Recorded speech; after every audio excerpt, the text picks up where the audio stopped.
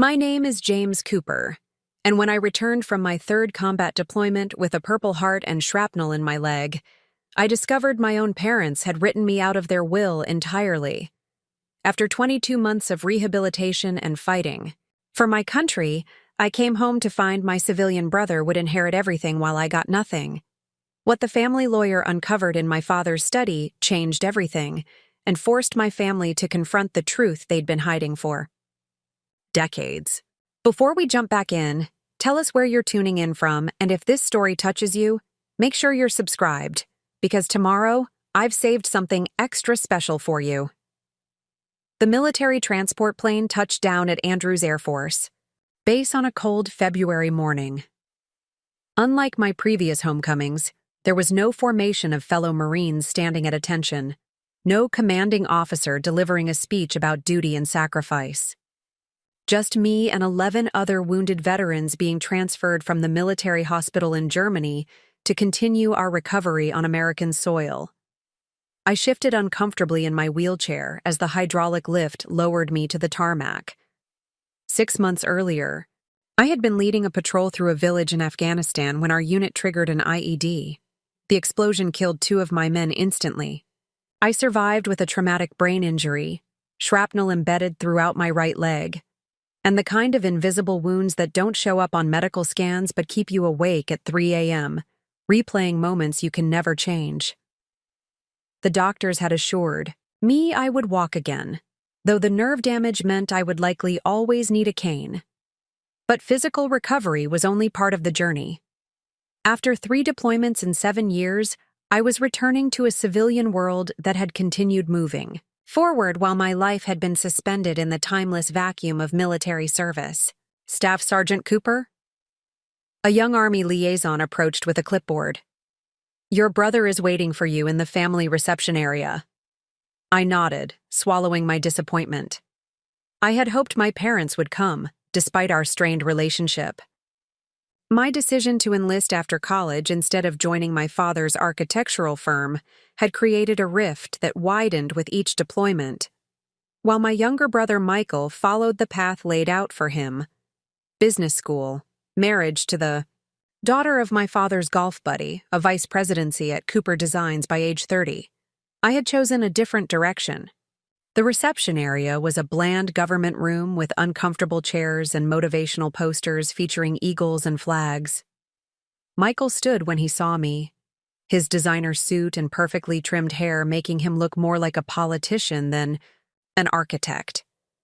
James. He approached cautiously, as if my injuries might be contagious. His handshake was firm but brief. You look better than the last time I saw you. The last time had been a video call from the hospital in Germany, my face still swollen and discolored from the blast. Where are Mom and Dad? I asked, cutting through the awkward small talk. Michael's expression tightened almost imperceptibly. Dad's finalizing a major project, the Richardson development. And Mom, you know how she gets around hospitals and medical things. I did know. When I was 8 and broke my arm falling from a tree, my mother had stayed in the car while my father took me to the emergency room. Her squeamishness around injury and illness was legendary in our family. But this wasn't a hospital. This was an Air Force base, and her eldest son was returning from war. Right, I said, not bothering to hide my disappointment. Let's go.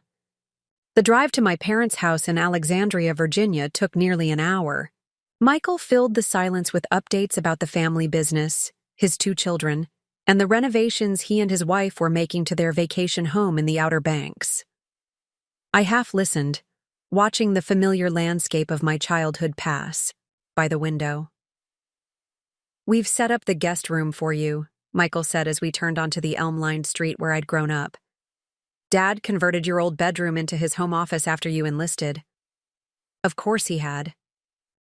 It was a symbolically perfect gesture, erasing my presence from the family home just as he'd tried to erase my choice to serve from family conversations. The 2-story colonial looked exactly as I remembered it. Immaculate landscaping, pristine. White paint, the American flag my father hung every Memorial Day and 4th of July, but never when his Marine son returned from deployment.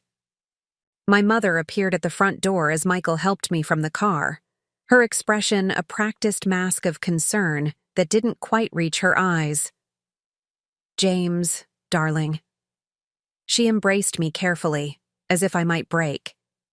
Her perfume, the same Chanel, she'd worn my entire life, enveloped me momentarily.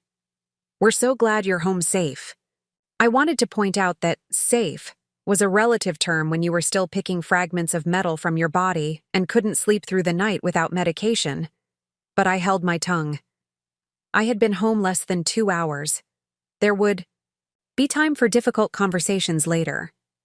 My father emerged from his study as Michael helped me navigate the 3 steps to the porch, a challenge with my still healing leg and the wheelchair I needed for longer distances. "Son." He nodded formally, offering a handshake instead of the embrace I secretly hoped for. Robert Cooper had always been emotionally reserved, but 27 months of separation without seeing his firstborn son seemingly warranted nothing more than a businesslike greeting. "You're looking stronger." "Thanks, Dad," I managed, swallowing my disappointment for the second time that day. "Good to be home." The guest room had been prepared with the same meticulous attention to detail my mother brought to everything. Fresh flowers on the nightstand, crisp sheets turned down precisely, a carafe of water and glass positioned just so. But the impersonal perfection only highlighted how I had become a visitor in my childhood home, a guest rather than family. Dinner that evening was an uncomfortable affair. My mother had prepared my favorite meal, her roast beef with Yorkshire pudding, a gesture that would have meant more if she hadn't kept steering the conversation away from anything related to my military service or injuries. "How long will your recovery take?" my father asked, cutting his meat with surgical precision. "The physical therapy will be ongoing for at least a year," I explained. "The VA has set me up with a specialist in Arlington. I'll have appointments 3 times a week." "A year," he repeated, exchanging glances with my mother. "And then?" The unspoken question hung in the air. "And then, will you finally grow up? And join the family business?" "And then I'll reassess," I said carefully. "The Marines have offered me an instructor position at Quantico once I'm mobile enough, teaching tactical leadership to officer candidates." My father's knife scraped against the plate with more force than necessary. "More military, then." "It's what I'm trained for, Dad. It's what I'm good at." "You were good at design, too," he countered. "Top of your class at Cornell. You could have been running Cooper Designs by now instead of Michael." Michael studied his wineglass intently, avoiding eye contact with either of us. "Robert," my mother interjected with forced brightness, "tell James about the Richardson development. It's going to be featured in Architectural Digest."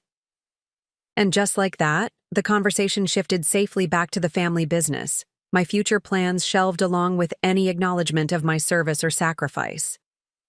The pattern was painfully familiar, my choices minimized, my father's disapproval a constant undercurrent, my mother smoothing over conflicts without addressing their cause. Later that night, unable to sleep in the too-perfect guest room, I wheeled myself to the kitchen for water. Voices drifted from my father's study, the door left slightly ajar. I hadn't intended to eavesdrop, but hearing my name stopped me cold. "James has made his choices," my father was saying, his voice low but intense. "Throwing away his education. Risking his life for what? Some misguided patriotism? And now he's talking about continuing with the military even after everything that's happened." "He's been through a trauma, Robert," my mother replied. "Perhaps now isn't the time to make decisions about the will." My blood ran cold. The will? Why were they discussing their will at midnight, just hours after I'd returned home? "My decision is final," my father continued. "We've given James every advantage, every opportunity, and he's rejected it all. Michael has committed to the family, to the business. He's the one who will ensure the Cooper legacy continues." The revised will reflects that reality. But to leave him nothing. My mother's voice trailed off uncertainly. Not nothing, my father corrected. His trust fund remains untouched. That should be more than adequate, considering he seems determined to throw away any real future with the company. I backed my wheelchair away silently, my hands shaking. The trust fund he mentioned was a modest amount my grandparents had established, enough to help with a down payment on a house, someday, but a fraction of the family assets. The architectural firm, the commercial properties, the vacation home in Maine, the investment portfolios, all of it would apparently go to Michael. As I returned to the guest room, a strange calm replaced my initial shock. Was I really surprised? Hadn't my father been communicating this message for years? My choices didn't align with his vision. My service wasn't valued. My sacrifices weren't recognized. What I couldn't have anticipated was how this midnight revelation would set in motion a chain of events that would expose decades of family secrets, or how a chance discovery by the family's lawyer would force my parents to confront the truth they had spent a lifetime avoiding. I stared at the ceiling, my future suddenly as uncertain as the shadows shifting across the walls. Tomorrow, I decided, I would contact a real estate agent. Whatever happened next, I couldn't heal in a house where I was merely a guest, or in a family where my life choices had rendered me unworthy of my inheritance. What I didn't know then was that the true inheritance waiting for me had nothing to do with money, property, or architectural legacies. It was hidden in my father's study, in a locked drawer he thought no one would ever open. Preparing and narrating this story took us a lot of time, so if you are enjoying it, subscribe to our channel. It means a lot to us. Now back to the story. Morning light filtered through the guest room curtains, waking me from a fitful sleep punctuated by nightmares. Only this time, instead of explosions and the cries of wounded Marines, I dreamed of my father standing over me, calmly explaining why I had been erased from the family legacy. I reached for the bottle of pain medication on the nightstand, then hesitated. Clear-headed pain seemed preferable to medicated confusion today. I managed to dress myself despite the stiffness in my leg, a small victory in a morning otherwise defined by loss. The house was quiet. A note on the kitchen counter informed me that my mother had gone to her weekly tennis match and my father was at the office. Michael had returned to his own home last night. So much for the warm family reunion. The formal rejection I'd overheard still burned, but something else nagged at me. Something in my mother's hesitation, my father's certainty. There was more to this story than simple disappointment in my career choices. I wheeled myself to the study door, pausing before turning the handle. My father's inner sanctum had always been off limits growing up. His architectural drawings and business documents deemed too important for children's curious hands. The room was exactly as I remembered. Floor-to-ceiling bookshelves, the massive mahogany desk, architectural awards displayed prominently on the walls. A shrine to Robert Cooper's success and legacy. A legacy I had apparently forfeited by choosing to serve my country instead of the family business. I wasn't sure what I was looking for, but I knew I needed answers beyond the fragments of conversation I'd overheard. The desk drawers were locked, unsurprisingly. My father had always been methodical about security. I was about to turn away when I noticed a business card tucked under the desk calendar. Walter Harrington, Family Law and Estate Planning. The family lawyer. The man who would be handling whatever changes my father was making to cut me out. I memorized the phone number before carefully replacing the card exactly as I had found it. Back in the guest room, I made the call. Harrington Law Office, a pleasant female voice answered. Yes, hello, this is James Cooper, Robert Cooper's son. I was hoping to speak with Mr. Harrington about my father's estate planning. A brief pause. One moment, please, Mr. Cooper. Several minutes later, a deep, measured voice came on the line. James, it's been a long time. I heard you were back stateside. How are you healing? The genuine concern in his tone caught me off guard. Walter Harrington had been a fixture at family events throughout my childhood, a friend of my father's from law school who had handled the family's legal affairs for decades. "I'm managing, Mr. Harrington. Thank you for asking." I hesitated, unsure how to proceed without revealing I had been eavesdropping.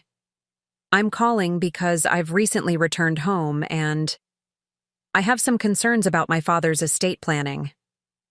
Another pause, longer this time. "I see. What specific concerns did you want to discuss?"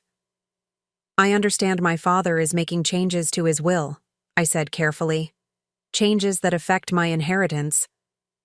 The silence on the other end of the line stretched uncomfortably before Walter finally spoke. "James, I would be violating attorney-client privilege if I discussed the details of your father's will with you without his permission." "I understand," I replied, disappointment settling heavily. It had been a long shot anyway. "However," Walter continued, his voice dropping slightly, "I would be happy to discuss these matters in person. There are considerations that would be better addressed face-to-face. Would you be available to come to my office tomorrow morning?" A glimmer of hope. "Yes, absolutely." 10 o'clock then, and James, he paused.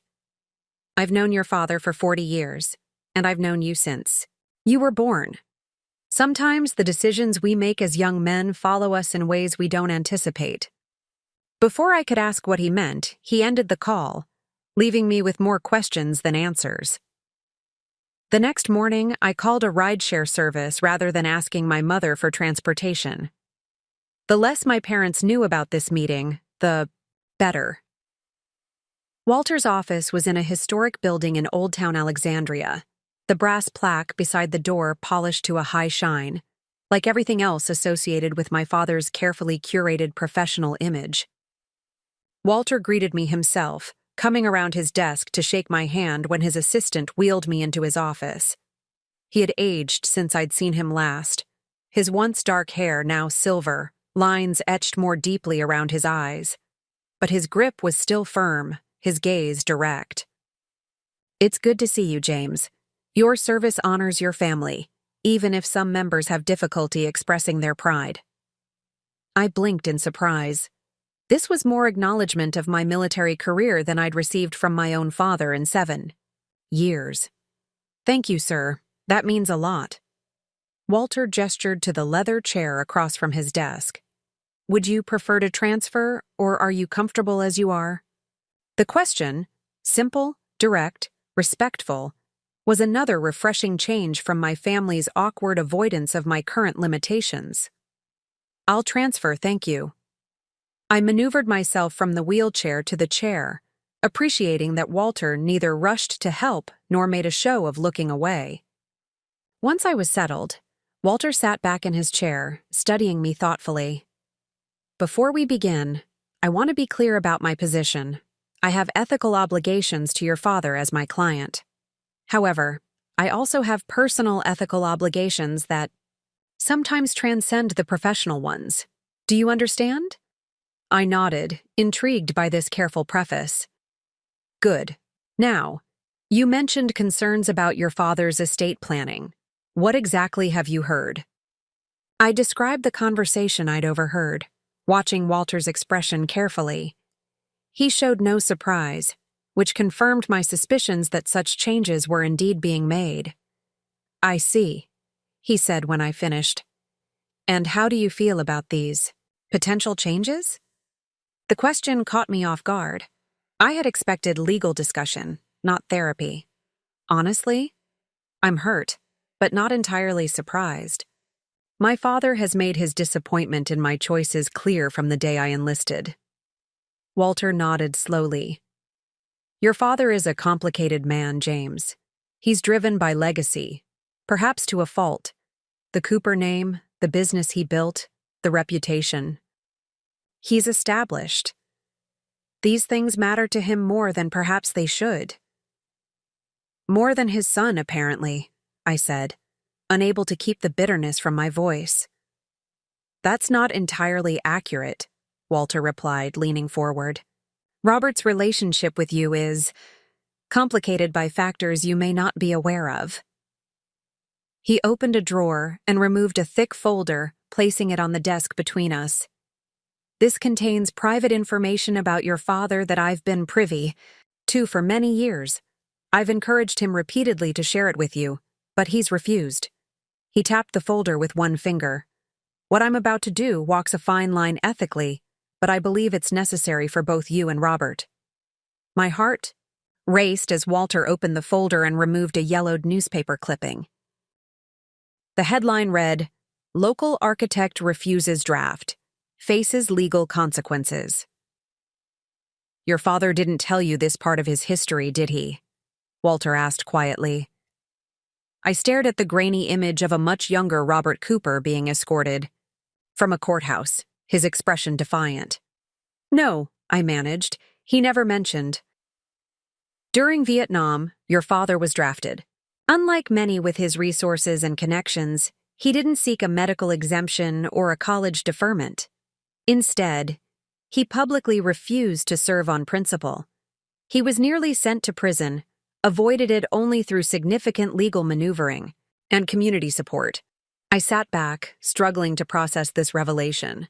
My father, the same man who had condemned my military service as a waste of my potential, had been a draft resistor. The hypocrisy was staggering. The court of public opinion was harsh, Walter continued. Your grandfather nearly disowned him. The architectural firm Robert was working for terminated him. He had to rebuild his reputation from scratch. The experience shaped him profoundly. But why wouldn't he tell me this? I asked, still stunned. Why let me believe he simply thought military service was beneath me? Walter sighed. Pride, shame, fear you might see him differently, and perhaps most significantly, fear that history was repeating itself, that his son was making a choice that would bring harsh judgment, only in the opposite direction. He removed another document from the folder, a military service record. Your grandfather, Robert's father, served with distinction in World War II. He returned with medals for valor and what we now recognize as severe PTSD. He self-medicated with alcohol, became abusive, eventually abandoned the family entirely. Your father was 12 when Samuel Cooper walked out. They never spoke again. The pieces were starting to fit together, forming a picture I had never imagined. My father's rigidity, his emotional distance, his obsession with control and legacy, all of it connected to wounds I hadn't known existed. So when I enlisted, I began. When you enlisted, Walter continued, Robert saw his own father's path. He feared the military would change you as it changed Samuel, that you would return damaged, that you might abandon your own family someday. His opposition wasn't about disappointment, James. It was about fear. And now that I've come home injured, his worst fears confirmed, Walter nodded, in his mind at least. I sat in silence, absorbing these revelations. My entire understanding of my father had been upended in minutes. Walter, I appreciate you sharing this, but it doesn't excuse cutting me out of the will. If anything, it makes it worse, punishing me for the very injuries he feared I would sustain. Walter closed the folder carefully. I agree. Which brings me to the reason I asked you here today. Your father has instructed me to revise his will to leave the business and majority of assets to Michael. I've delayed finalizing these changes because I believe they're being made from a place of unresolved trauma, not rational judgment. What are you suggesting? That you fight for your inheritance, not through legal channels, but by confronting the ghosts that haunt your family. Your father is a proud man, but he's not beyond redemption. Neither was your relationship, last I checked. Walter handed me the folder. Take this. Read it. Understand the man your father is, not just the father you've experienced. Then decide how to proceed. As his assistant helped me back into the wheelchair, Walter placed a hand on my shoulder. "One more thing, James. The courage you've shown in combat. It's the same kind of courage your father has lacked his entire life. The courage to face painful truths. Perhaps you can show him how it's done." I left Walter's office with the folder heavy in my lap, feeling like I was carrying explosive material. In a way, I was. The secrets contained in these pages had the power to demolish the carefully constructed narrative my father had built around himself, and, potentially, to rebuild something more authentic in its place. For the first time since coming home, I felt a spark of purpose beyond recovery. I had faced enemies in combat, survived an IED explosion, endured months of excruciating physical therapy. Surely I could face this challenge too, not for the inheritance, but for something far more valuable: the truth. As my rideshare pulled away from the curb, I realized Walter had given me more than information. He had given me something my military training had taught me to value above all else: intelligence about the terrain ahead, and a strategic advantage my opponent didn't know I possessed. The house was still empty when I returned, giving me the privacy I needed to review Walter's folder. I spread the contents across the guest room bed, creating a timeline of my father's life I had never known. The draft resistance was just the beginning. There were letters from my grandfather that confirmed Walter's account of his abandonment, psychiatric evaluations from my father's youth documenting anxiety and depression, and correspondence between my parents during their early marriage referencing my father's episodes. Most revealing was a handwritten journal my father had apparently kept during the year following my enlistment. Walter had flagged certain passages with small yellow tabs. "James told us today he's joining the Marines." I couldn't speak, couldn't find words that wouldn't reveal my terror. History repeating itself. The Cooper men drawn to war like moths to flame, returning as hollow shells if they return at all. Catherine doesn't understand my reaction. How could she? She never knew my father as he truly was. Another entry, dated after my first deployment. "The nightmares have returned. I see James as my father, uniform crisp, medals gleaming, eyes empty. Then I see him transformed, bottle in hand, rage replacing reason. I've built everything to protect my family from that fate. Now James walks willingly toward it. I failed him somehow. And most painfully, an entry from just after I'd been injured. The call came today. James severely wounded in Afghanistan. IED explosion. As I listened to the military officer explain his injuries, I heard my mother's voice from 40 years ago, telling me my father had attempted suicide after another night of drunken rage. The cycle continues. I should have stopped it somehow. I sat back, emotions churning. My father hadn't been disappointed in me. He had been terrified for me, and perhaps of me. Every cold reception, every dismissed accomplishment, every argument about my service suddenly appeared in a different light. Not rejection, but fear. Not disappointment, but traumatic response. It didn't excuse his behavior or his decision to cut me from the will, but it rendered them comprehensible in ways they hadn't been before. Among the documents was a recent psychological evaluation, dated just 3 months ago. My father had apparently been seeing a therapist, something I would never have imagined possible for the stoic, controlled man I knew. The therapist's notes mentioned complicated grief, unresolved trauma, and projection of fear onto son's military service. At the bottom of the stack was a sealed envelope with my name written in Walter's precise handwriting. Inside was a brief note. James, your father is not merely changing his will. He's creating a new trust that effectively removes any connection between Cooper Designs and your future. Behind the legal jargon is a man trying to protect himself from what he sees as inevitable pain, your rejection of him and his legacy, just as his father rejected him. The irony, of course, is that his actions are creating the very estrangement he fears. There's a board meeting next Tuesday at 2 p.m. All shareholders will be present, including your mother and brother. Your father intends to announce the succession plan officially, appointing Michael as his sole heir in both corporate and personal matters. You might consider attending. As a wounded veteran home from service, your presence alone would make a statement.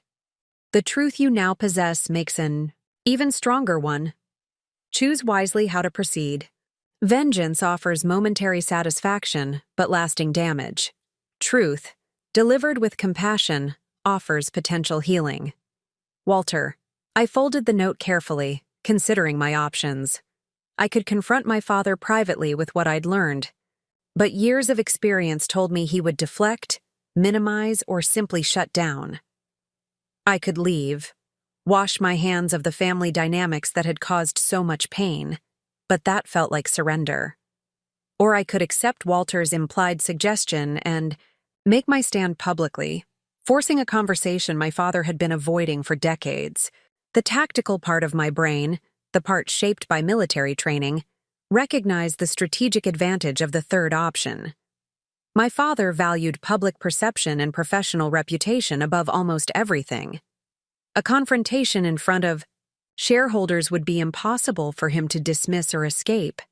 But the son in me, the part that still desperately wanted reconciliation despite everything, hesitated at the thought of public humiliation. Whatever his failings, Robert Cooper was still my father. Did healing require breaking him first? I was still wrestling with this question when I heard the front door open and my mother's voice call out, "James, are you home?" I quickly gathered the documents, sliding them under the mattress before calling back. "In here, Mom." She appeared. In the doorway, tennis outfit still pristine despite her morning match, not a hair out of place. Catherine Cooper had perfected the art of effortless elegance decades ago. "I thought we might have lunch together," she offered. "There's a lovely new cafe in town." The invitation surprised me. My mother and I had never been particularly close. She had always been my father's ally in family disagreements, the peacemaker who smoothed over conflicts without resolving them. But something in her expression seemed different today, a hesitancy, perhaps even guilt. "That sounds nice," I agreed. "Just give me a few minutes to get ready." 30 minutes later, we were seated at a corner table in a sunlit cafe that screamed expensive simplicity. My mother ordered a salad and sparkling water. I chose a sandwich, suddenly ravenous despite the emotional morning. After exchanging pleasantries about the weather and her tennis game, my mother set down her fork and looked at me directly, something she rarely did when conversations turned serious. "James, there's something I need to discuss with you." My guard immediately went up. "About the will?" Her eyes widened slightly. "You know? I overheard you and Dad talking the night I came home." She had the grace to look ashamed. "I see. Then you understand why I wanted to speak with you privately. Your father's decisions about the estate, they're not what I would choose."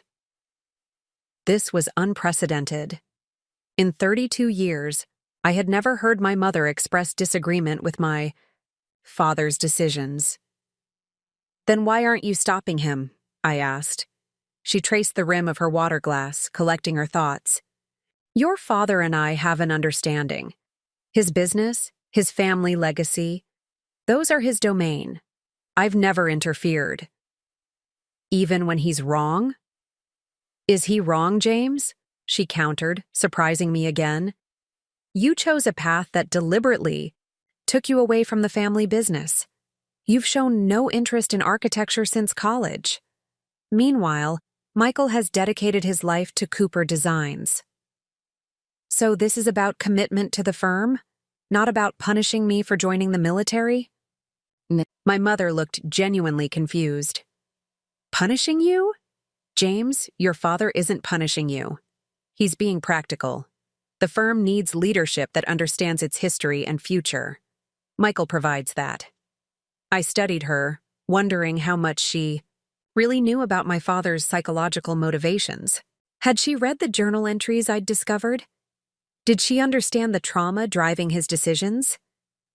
Mom, has Dad ever talked to you about his father? About why he left? She stiffened slightly. Samuel Cooper abandoned his family after struggling with alcoholism. It was a terrible tragedy that shaped your father's childhood. And did Dad ever mention that his father was a decorated veteran? That his problems began after he returned from war? My mother's expression shifted subtly. He mentioned his father served, yes. But what does that have to do with the current situation? Everything, I said quietly. Dad isn't making practical business decisions. He's reacting to fears based on his own childhood trauma. He's terrified that I'll follow my grandfather's path: military service, PTSD, substance abuse, abandonment. My mother set down her water glass with more force than necessary. That's absurd. Your father is the most rational person I know. He doesn't make decisions based on emotional fears. I leaned forward, keeping my voice low. Mom, I've seen his journal. I know about his resistance during Vietnam, his anxiety, his episodes. I know he's been seeing a therapist. Does that sound like someone making purely rational decisions? The color drained from her face. How did you... It doesn't matter. What matters is that Dad is making a monumental mistake based on fears, not facts. And you've been enabling him for years by never challenging his decisions. Her chin lifted defensively. I've supported my husband through difficulties you know nothing about. I've been the stability in this family when... She stopped abruptly. When what, Mom? When Dad was falling apart. When his anxiety was overwhelming. Him? That's exactly my point. You've spent decades managing his fragility while letting him present this perfect, controlled facade to the world. And now you're letting him cut me out of my inheritance because you're still protecting him from his own fears. Tears filled her eyes, something I had rarely seen in my life. Catherine Cooper did not cry, at least not where anyone could see. You don't understand what it's been like, she whispered. After you enlisted, he stopped sleeping. He would check the news obsessively, looking for reports from wherever you were deployed. When you were injured. She shook her head. He collapsed, James. Literally collapsed when the notification officer arrived. The doctor said it was an anxiety attack, but I thought he was having a heart attack. I sat back, stunned. He never called me in the hospital. Never sent a message. Because he couldn't face it, she said simply. He couldn't face what he saw as his greatest failure, not protecting you from following his father's path. We sat in silence, the cheerful cafe ambiance at odds with the heavy conversation between us. Mom, there's a board meeting on Tuesday, I said finally. Dad plans to announce Michael as his sole successor, corporately and personally. She nodded. I'm aware.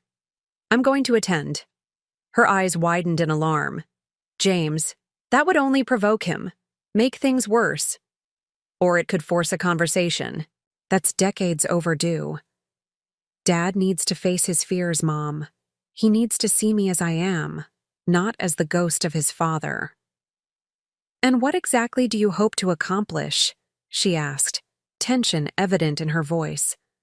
Publicly embarrassing your father? Forcing him to change his will through emotional manipulation? I shook my head. I don't care about the money or the firm. What I care about is the truth. Dad has spent my entire life rejecting my choices because of fears he never had the courage to address. It's time that stopped. My mother studied me with new eyes, perhaps seeing for the first time not her wayward son, but a man who had faced death and returned with a different kind of strength than the one my father valued. You've changed, she said softly. Combat does that, I acknowledged. So does nearly dying. It clarifies what matters. She reached across the table and took my hand, a rare gesture of physical affection. Your father loves you, James. In his way. I know. That's why this matters. Because love distorted by fear isn't really love at all. As we left the cafe, my mother paused beside my wheelchair. I won't try to stop you from attending the meeting, but please, be gentle. With him, he's more fragile than you know. I nodded, not making promises I wasn't sure I could keep. Tuesday's confrontation would require careful navigation between truth and compassion, between necessary disruption and destructive force. Back in the guest room, I retrieved Walter's folder and continued reading, searching for anything that might help me understand my father more completely before I confronted him. Among the papers was a faded photograph I hadn't noticed before. My father as a young man, standing beside another young man in military uniform. They had their arms around each other's shoulders, smiling widely. I flipped the photo over. On the back was written, Robert and Thomas, 1969. Below that, in different handwriting that I recognized as Walter's, the road not taken. Another piece of the puzzle. Another dimension to the man I thought I knew. As I prepared for the coming confrontation, I realized my military training was serving me in unexpected ways. In combat, understanding your adversary's motivations and fears was often the difference between successful negotiation and unnecessary bloodshed. The same principle applied here. My father was not my enemy. He was a wounded man whose unhealed trauma had shaped his relationship with me in damaging ways. The mission ahead wasn't about winning an inheritance, but about breaking a generational cycle of fear and avoidance. For the first time since returning home wounded, I felt a sense of purpose beyond recovery. Some battles were fought with weapons, others with truth. And sometimes, the most important victory wasn't defeating an opponent, but creating the possibility of reconciliation. Tuesday arrived with the weight of inevitability. I spent the morning reviewing Walter's documents one final time, organizing my thoughts, and preparing for what would likely be the most difficult conversation of my life.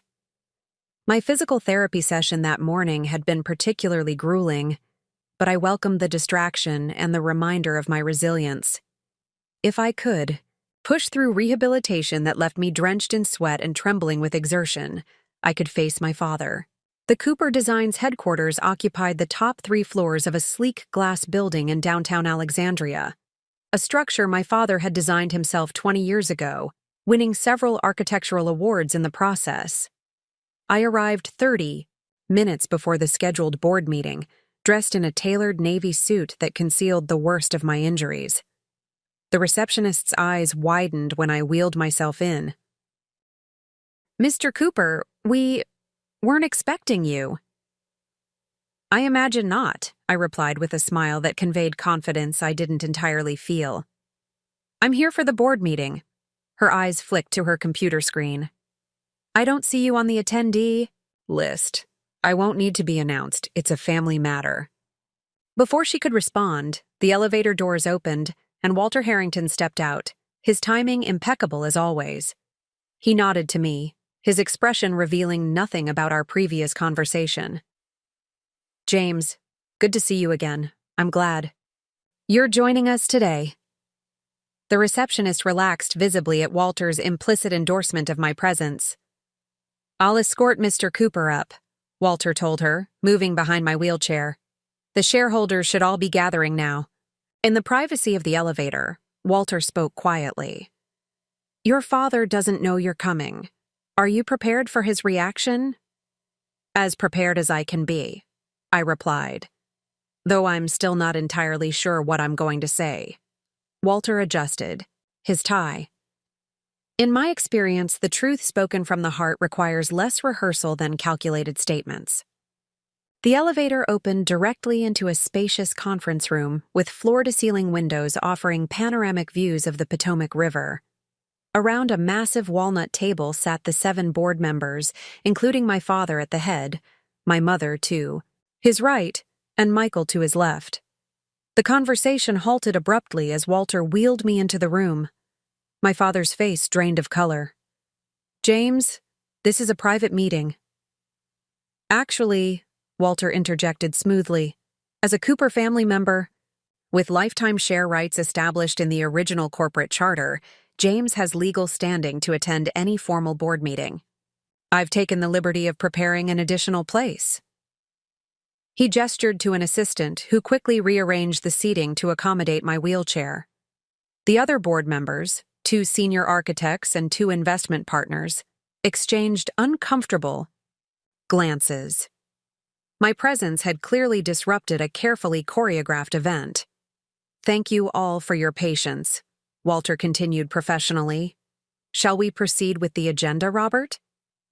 My father's jaw tightened visibly, but years of business negotiations had trained him to maintain composure in difficult situations. Yes, of course. We were just about to review the quarterly financials. For the next 45 minutes, I sat silently as reports were presented, questions asked and answered, and routine business conducted. My father avoided looking directly at me, while my mother's anxious gaze flitted between us. Michael appeared increasingly uncomfortable, fidgeting, with his pen and shuffling papers unnecessarily. Finally, my father cleared his throat. We now come to the final agenda item. As you all know, I've been considering the future leadership of Cooper Designs for some time. Today, I'm pleased to formally announce that Michael will be assuming the role of president and CEO when I step back next year. Polite applause followed this statement. Michael nodded modestly, accepting congratulations from the board members. Additionally, my father continued, I've made arrangements for my personal estate planning that align with this transition. Michael will inherit majority ownership of the firm upon my death, ensuring continuity of vision and leadership. This was the moment. Before anyone could respond, I leaned forward. I'd like to address the board regarding this announcement. My father's eyes narrowed. This isn't appropriate, James. On the contrary, Walter interjected, as this decision affects family inheritance as well as corporate succession, James has every right to speak. A tense silence fell over the room. My father looked to Walter with naked betrayal in his eyes, then back to me. Make it brief, he said coldly. I wheeled myself slightly forward, positioning my chair where everyone could see me clearly. The tactical part of my brain noted positions, exits, potential allies and opponents, a habit from combat that now served me in this corporate battlefield. First, let me congratulate Michael on his appointment, I began, nodding to my brother who couldn't quite meet my eyes. He's worked hard for this position and deserves recognition. My father's surprise at this gracious opening was visible. However, I continued, I believe the board should understand that the personal inheritance decisions being announced today are based on incomplete information and unresolved family history that directly impacts Cooper Design's future.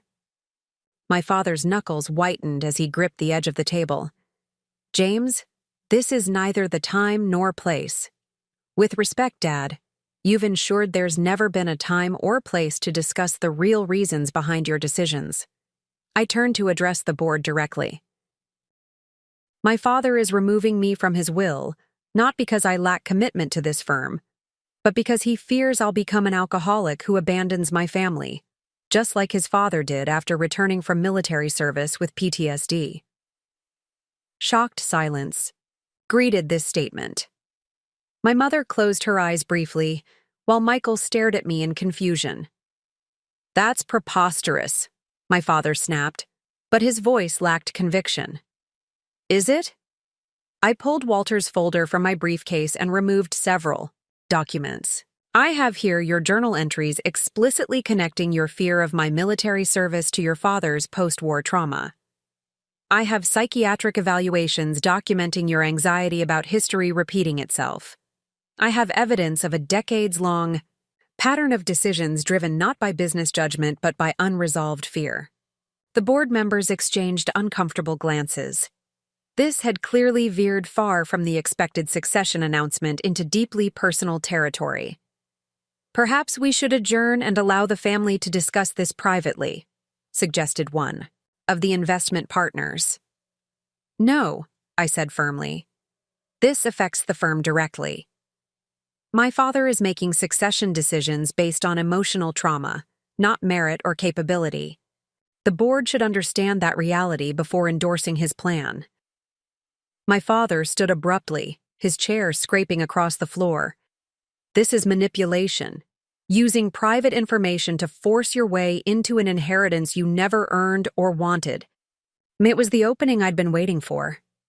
Is that what you think this is about, Dad? Money? The firm? If you'd actually spoken to me, ever, about my military service or my future plans, you'd know I have no interest in taking over Cooper Designs.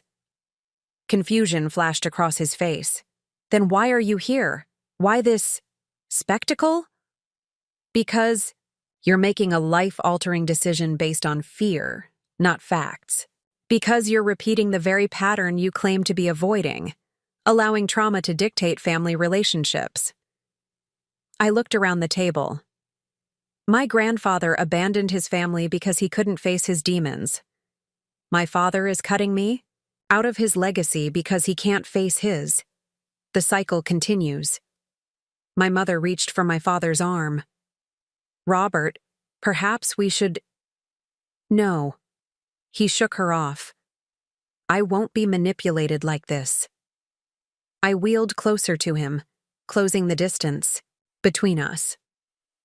This isn't manipulation, Dad. It's intervention.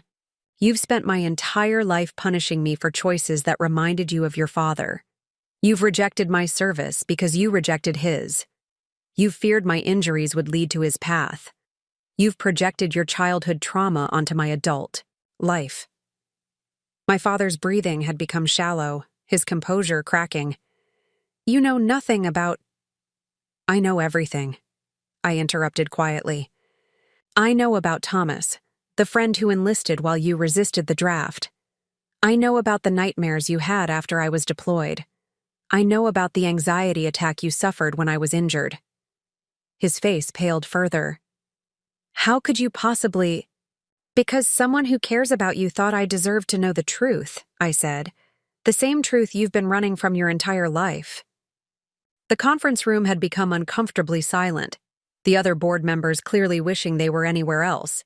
Michael was staring at our father with dawning comprehension, pieces of a family puzzle finally fitting together. Robert, Walter said gently, perhaps this is a conversation best continued privately, now that the issues have been raised.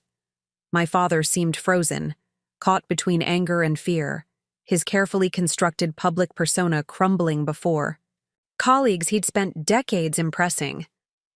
I'm not here to humiliate you, Dad, I said, softening my tone. And I'm not here for the inheritance. I'm here because healing can't happen without truth. Your father's trauma damaged him. Your trauma has damaged our relationship. I refuse to let my trauma continue that cycle. Something shifted in my father's eyes, a flash of recognition, perhaps even respect. The board meeting is adjourned, he said suddenly. Please excuse the Cooper family. We need to continue this discussion privately. The board members departed quickly, relief evident in their hasty goodbyes. Michael rose to leave as well, but my father gestured for him to stay. You're part of this, son. You should hear it all. When the door closed behind the last board member, my father collapsed back into his chair, suddenly looking older than his 68 years. The commanding presence that had dominated the room minutes before had diminished, revealing the vulnerable man beneath. You had no right to access my private journals, he said, but the accusation lacked energy. And you had no right to make decisions about my life based on fears you never had the courage to discuss with me, I countered. We're even. My father looked to Walter. You gave him the documents. Walter met his gaze steadily. I gave him context for decisions that would affect the rest of his life, as I've been advising you to do for years. What exactly do you want, James? My father asked wearily. To prove I'm a hypocrite? To force me to change my will? To embarrass me in front of my board? I shook my head. I want you to see me, actually see me, not the ghost of your father or the reflection of your fears. I want you to understand that my military service wasn't a rejection of you or your legacy, but a commitment to something I believed in, just as you've committed to architecture. And if I see you, my father said quietly, what then? What changes? Everything, I replied simply. Because relationships built on truth have a chance at healing. Relationships built on fear and avoidance don't. My mother, who had remained silent throughout the confrontation, finally spoke. James is right, Robert. We've spent too many years managing your anxieties instead of addressing them. It's time for that to stop. My father stared at her in surprise, unused to her challenging him so directly. Michael cleared his throat. I didn't know any of this. About grandfather, about your fears. He looked at me. Or about why you've been so hard on James. It wasn't your burden to carry, our father replied. Neither was it James's, my mother pointed out. Yet he's carried it his entire life without even knowing why. The tension in the room had transformed from confrontational to something more complex, a family grappling with long-buried truths finally exposed to light. What about Thomas? I asked, pulling out the photograph I'd found. The friend who enlisted while you stayed behind. What happened to him? My father took the photograph with trembling hands. He died, 3 months into his tour in Vietnam. His voice caught. I received a letter from him a week after the notification. He said he understood my choice, even if he'd made a different one. Said there were many ways to serve what matters. My mother reached for his hand, a gesture of comfort clearly familiar to them both. For decades I've carried the guilt of staying safe while he died, my father continued, his voice stronger now. And then my son, my brilliant architectural-minded son, chose the path that took Thomas. How could I not be terrified? Fear is understandable, Dad, I said quietly. What's not is allowing that fear to damage your relationship with your son for 7 years without ever explaining why. He nodded slowly, the admission clearly difficult. You're right. He glanced at the folder on the table. About all of it. The simple acknowledgement hung in the air, more powerful than any lengthy apology could have been. So, what happens now? Michael asked, looking between us. My father straightened in his chair, some of his natural authority returning. Now we have a family discussion, a real one, without hiding behind fear or formality. He turned to me. Starting with what you actually want, James, if not a role in Cooper Designs. For the first time since returning home, I felt a glimmer of genuine hope. Not because I expected a perfect resolution or immediate healing, but because truth had finally created the possibility for both. The inheritance that truly mattered wasn't financial assets or company shares. It was breaking the cycle of fear and silence that had damaged 3 generations of Cooper men. What I want, I said carefully, is to build something of my own. Not inherit something of yours, and maybe, in the process, rebuild something between us.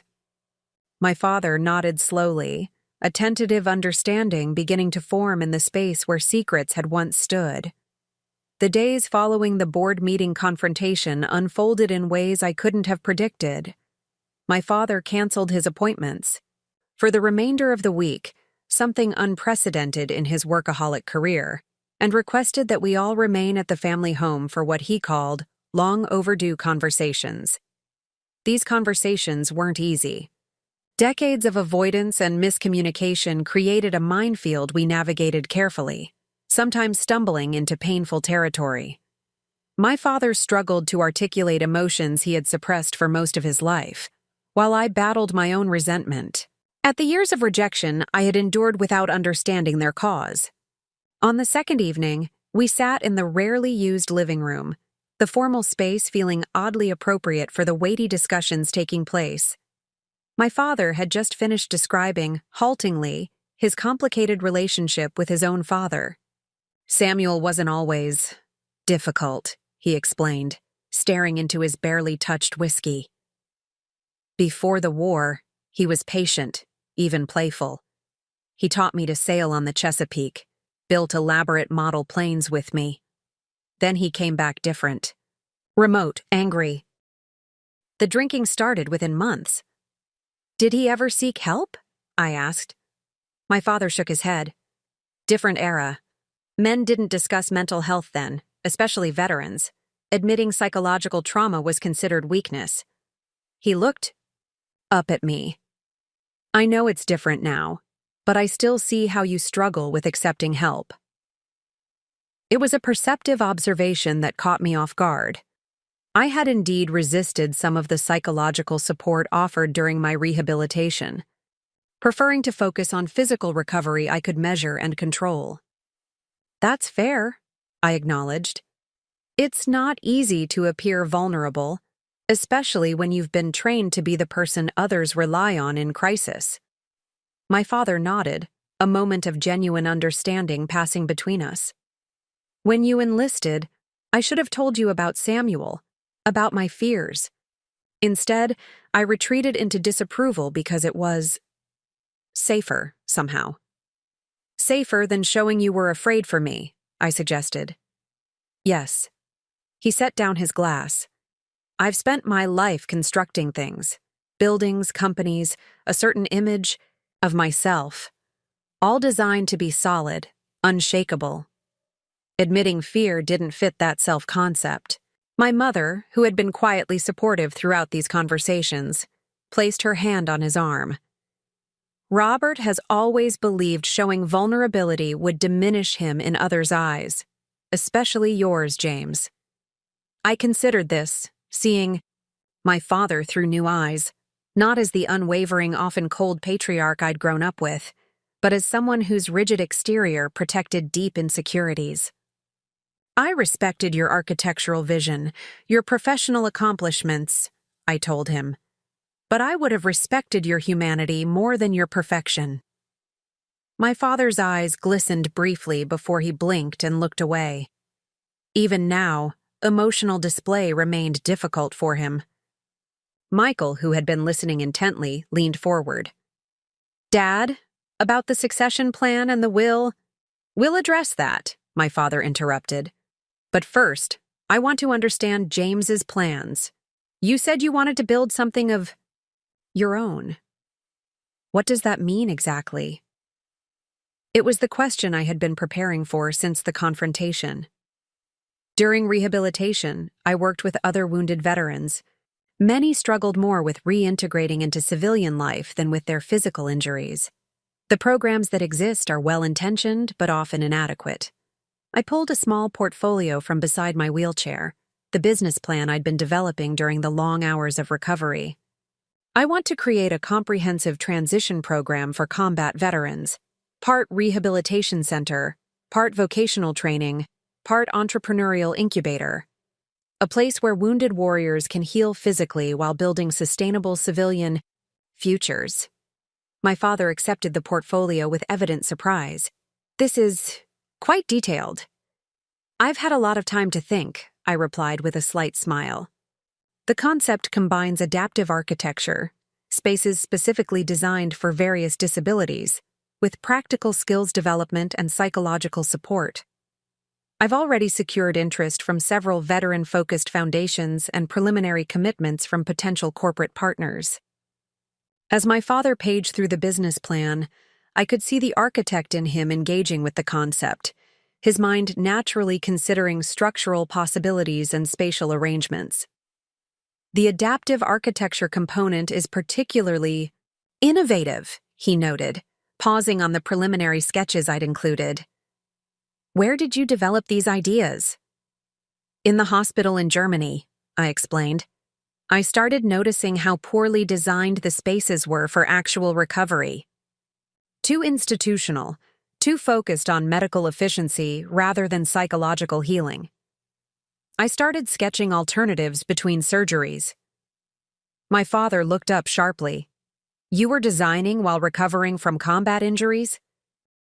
Architecture was something stable I could focus on, I said simply. Something that connected me to home. The implication hung in the air that despite our estrangement, the architectural thinking I'd absorbed growing up had provided comfort during my darkest hours. My father swallowed hard, clearly affected by this revelation. These concepts have merit, he said finally, his professional assessment unable to completely mask his emotional response. The integration of therapeutic spaces with vocational training areas is particularly thoughtful. What's your time frame for implementation? Michael asked, examining the business plan over our father's shoulder with genuine interest. That depends on funding and finding the right location, I admitted. I've identified several potential properties in the area, but the capital requirements are substantial. My military contacts and the veteran foundations can only provide part of what's needed. My father closed the portfolio carefully. And this is what you want to build? Not a role in Cooper Designs?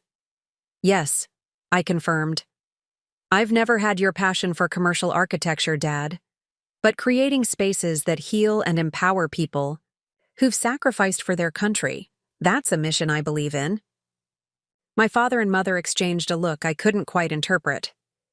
James, my mother said carefully, the property portfolio your grandfather left in trust for you, have you reviewed it recently? I shook my head. Not in detail, I know it. Includes some minor investments he made before he died. My father set my business plan on the coffee table. Those minor investments were parcels of undeveloped land in what is now among the most valuable real estate in the region. Your grandfather purchased them in the 1950s when they were considered worthless. The trust has been managed conservatively, with the properties held rather than developed. What are you saying? I asked, confused by this sudden change in topic. I'm saying, my father continued, that you already have access to assets that could fund your Veterans Center several times over. Assets that have nothing to do with Cooper Designs or my will. I stared at him in disbelief. That can't be right. The trust fund is modest, enough for a house down payment, maybe a small business startup. Walter, who had joined us for dinner and these family discussions at my father's unexpected invitation, spoke up. The trust's cash component is indeed modest, but the real estate holdings have appreciated approximately 3,800% since your grandfather established the trust. I've been overseeing its management since you were a child. Why wasn't I informed? I asked, struggling to process this information. My father looked uncomfortable. The trust stipulates that the full valuation would be disclosed when you turned 35 or demonstrated substantial life purpose worthy of the Cooper legacy. Samuel's words, not mine. My military service didn't qualify as substantial. Life purpose? I couldn't keep the edge from my voice.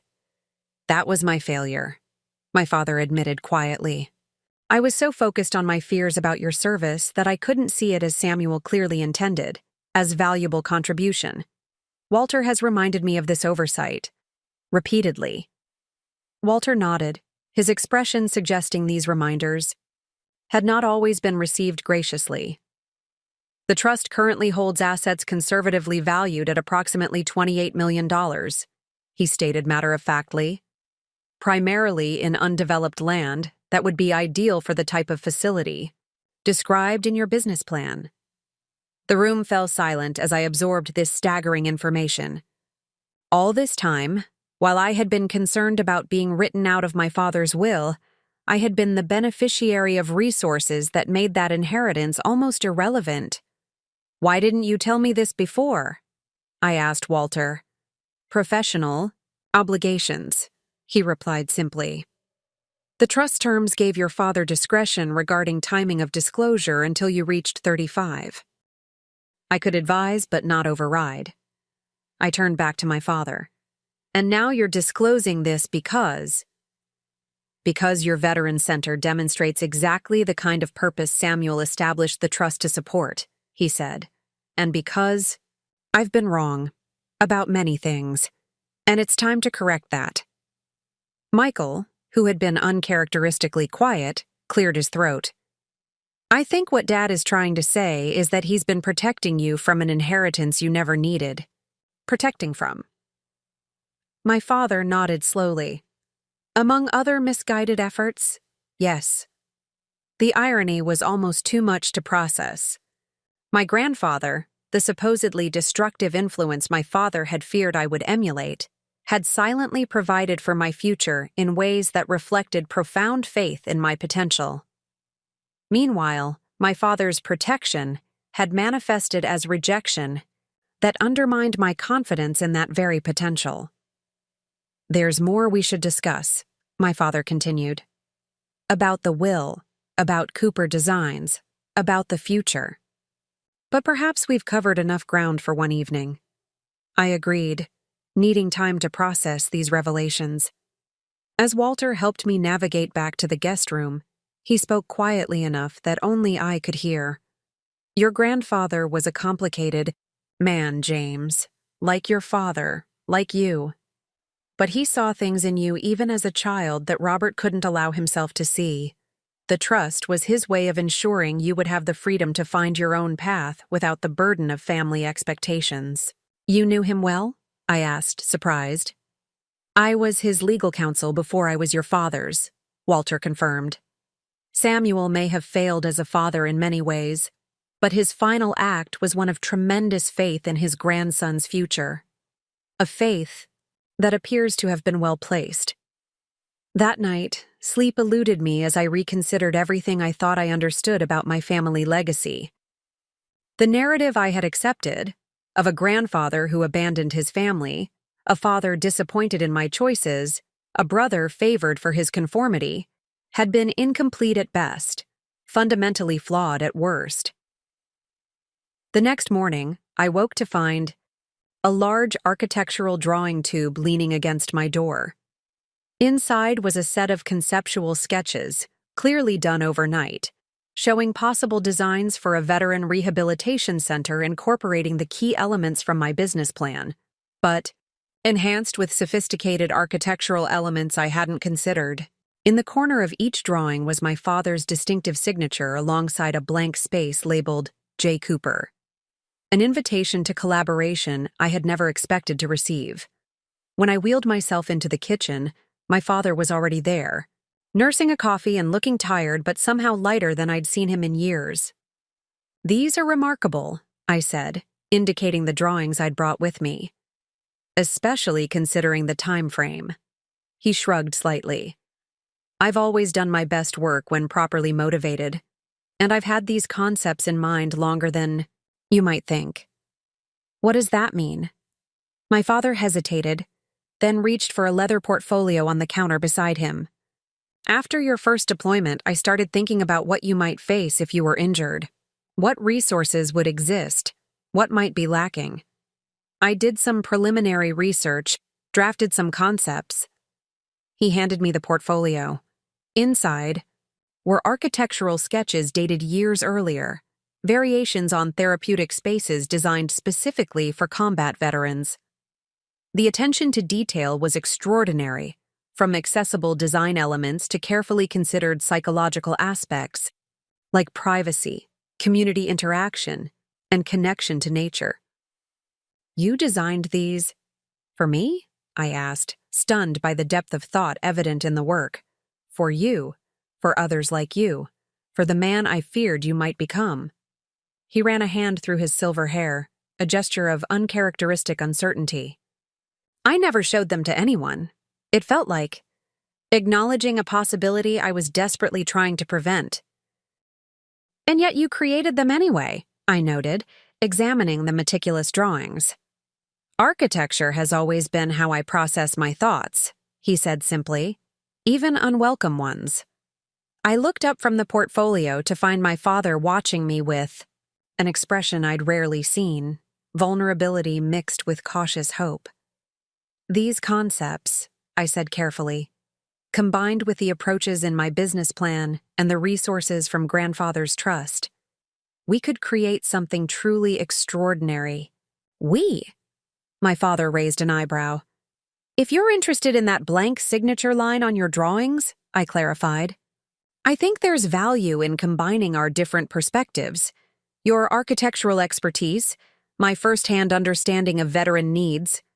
My father considered this, his expression thoughtful. A Cooper and Cooper project, outside the firm, but perhaps no less significant. Exactly. I extended my hand across the table.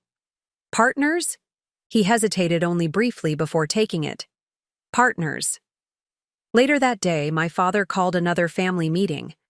Michael and my mother joined us in the study, the same room where I had discovered the fateful business card that led to Walter's revelations. I've made decisions regarding the matters we've been discussing, my father announced formally. First, regarding Cooper Designs, Michael will indeed become CEO as planned. His aptitude for the commercial side of architecture has always exceeded. Mine, and the firm, will benefit from his leadership.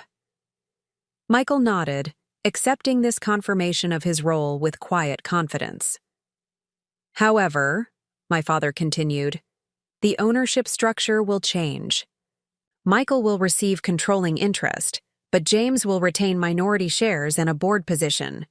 This acknowledges both Michael's direct contribution to the firm and James's place in the family legacy, regardless of his career path.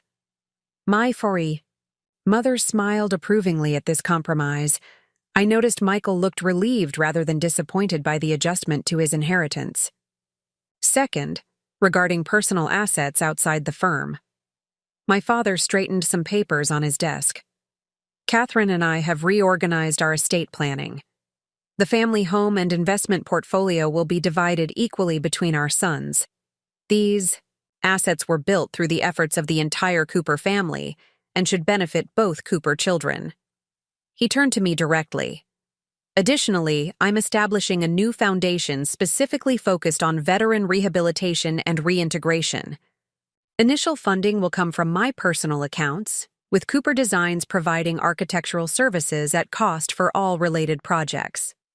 James will chair this foundation, with full autonomy over its operations. The comprehensiveness of these changes suggested my father had spent considerable time developing them, far more than the single day since our confrontation. You've been planning this for a while, I observed. My father nodded. Walter has been encouraging me to reconsider my approach for months. Your return, and particularly your business plan, provided the catalyst I needed to move forward. What?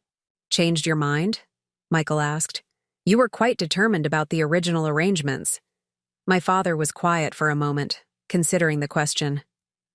I realized I was making decisions based on who I feared James might become, rather than recognizing who he actually is.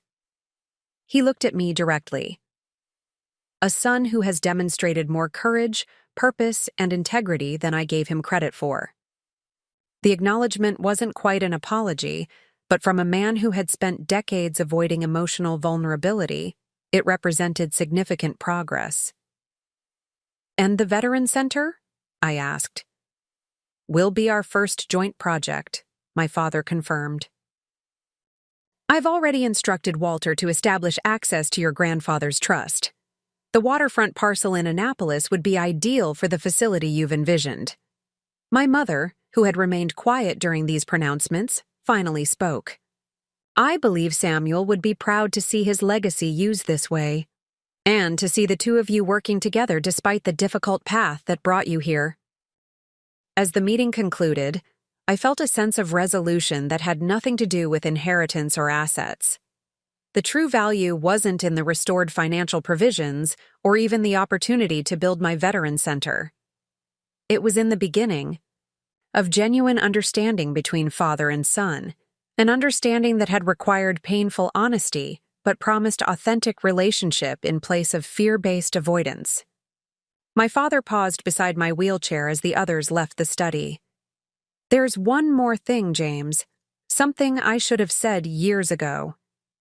He placed his hand briefly on my shoulder, a rare physical gesture for him. "I'm proud of your service. Terrified by it, yes, but also deeply proud." Simple words that I had needed to hear for so long. Acknowledgement of both my sacrifice and his complicated response to it. Not perfect understanding, but honest recognition. A foundation we could build upon, just as surely as the veteran center we would create together. As I watched him walk away, I thought about the generations of Cooper men. My grandfather broken by war but wise enough to establish a legacy of opportunity. My father constrained by fear but ultimately capable of growth, myself wounded but discovering purpose through that very wounding. The inheritance that truly mattered wasn't measured in dollars or property, but in the courage to break destructive patterns and create new possibilities. The journey ahead wouldn't be simple. My physical rehabilitation would continue for months. My father's emotional growth would likewise require time and patience. The Veteran Center would face logistical challenges and inevitable setbacks. But for the first time since returning home, I felt genuine optimism, not just for my recovery or my project, but for the healing of wounds that had been festering far longer than those from the IED explosion. Sometimes the most valuable inheritance isn't what's written in a will, but what's written in our willingness to confront difficult truths and create different futures than our pasts might have predicted. In that sense, I had received an inheritance beyond measure, the chance to transform trauma across 3 generations into purpose and reconciliation. 18 months after the confrontation that changed everything, I stood without assistance at the ribbon-cutting ceremony for the Cooper Veterans Rehabilitation Center. The late September sunshine bathed the waterfront facility in golden light, highlighting the architectural elements that seamlessly blended form and function. Floor-to-ceiling windows offered therapeutic views of the Chesapeake Bay, while the building's innovative design ensured complete accessibility without institutional clinical aesthetics. My rehabilitation had progressed significantly over those months. The cane I still required was now more precautionary than necessary, and the neurologists were optimistic about continued improvement. More meaningful than my physical recovery, however, was the healing that had occurred within my family. My father stood beside me at the podium, looking dignified in his tailored suit despite the emotional weight of the moment. Nearly 100 people had gathered for the opening: veterans, medical professionals, local officials, and key donors who had supplemented the funding from my grandfather's trust. In the front row sat my mother, Michael and his family, and Walter Harrington, whose intervention had made this day possible. "Today marks not just the opening of a facility," I began, addressing the attentive crowd, "but the fulfillment of a vision born from personal experience. When I returned from Afghanistan with physical injuries and invisible wounds, I discovered firsthand the gaps in our support systems for veterans transitioning to civilian life." I gestured to the building behind me, 3 connected structures arranged in a gentle curve that embraced the waterfront. The Cooper Center approaches veteran rehabilitation holistically. Physical therapy and medical support in the East Wing, psychological services and community spaces in the central building, vocational training and entrepreneurial resources in the West Wing. And throughout, architecture specifically designed to promote healing, connection, and purpose. The journey to this moment had been challenging in ways I couldn't have anticipated. Transforming the concept into reality had required navigating complex regulations, balancing competing priorities, and managing the interpersonal dynamics of a father and son, learning to work together after years of estrangement. There had been disagreements, sometimes heated ones. My father's tendency toward architectural grandeur occasionally conflicted with my focus on practical functionality. His methodical planning process sometimes frustrated my desire for rapid implementation, but each conflict had ultimately strengthened the project, forcing us to articulate our priorities and find solutions that honored both perspectives. "What makes this center unique," I continued, is the integration of physical space with psychological support and practical opportunity. Veterans aren't just patients to be treated. They're individuals with valuable skills and experiences that can and should continue to contribute to society. I paused, making eye contact with several veterans in the audience, men and women I'd met during my own rehabilitation who had advised on the center's development. Too often, those who serve return to find their sacrifices acknowledged but their potential overlooked. The Cooper Center exists to change that narrative, to create pathways from military service to civilian purpose that honor both what has been given and what can still be offered.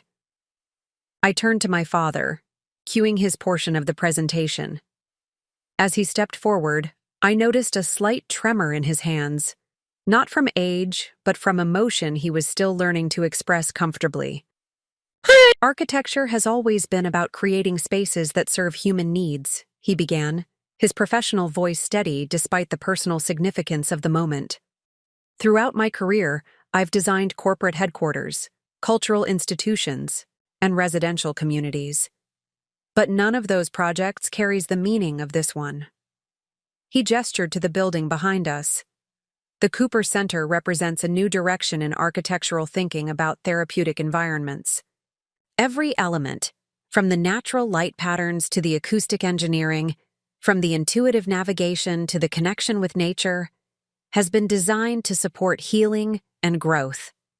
What my father didn't say explicitly, but what everyone who knew our story understood, was that the center represented his own healing and growth as well.